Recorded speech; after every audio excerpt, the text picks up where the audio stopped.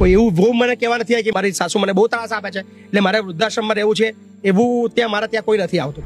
મહિપાલસિંહ, ઘણા બધા એવું કહી રહ્યા છે કે સાસુ અને આ વહુના ઝઘડાના લીધે સાસુને વૃદ્ધાશ્રમમાં જવું પડે. એવું બધા વિડીયો જોઈને બધા માનતા હોય છે કે બેઝિકલી જે સાસુ હોય એ વૃદ્ધાશ્રમની અંદર આવતા હોય છે. જી. કોઈ કિસ્સો એવો નથી આવ્યો કોઈ વહુ વૃદ્ધાશ્રમમાં આવે એવો હજુ સુધી મારી પાસે કોઈ કિસ્સો નથી આવ્યો.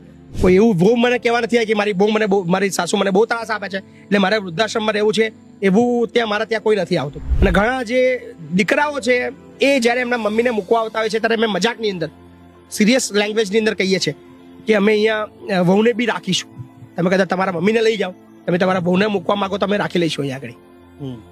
પણ એ હસીને કહે છે કે એવું તો શક્ય નથી ને. સો એ માને મૂકવા તૈયાર છે, વહુને આ વસ્તુ બંને વિચારવા જેવું છે. સાસુ પક્ષે અને વહુ પક્ષે બંને વિચારવા જેવું છે. વહુએ પહેલા નક્કી એ કરવાનું છે કે જે તમારા સાસુ છે જ્યારે એમની ઉંમર 60-65 વર્ષ થઈ ગઈ છે ત્યારે ઉંમરની સાથે એમનું મગજ પણ ઉંમર લાયક થયું છે. કહેવાય છે ગુજરાતીમાં કે નાનું બાળક અને ઘરડું બેવ સરખા.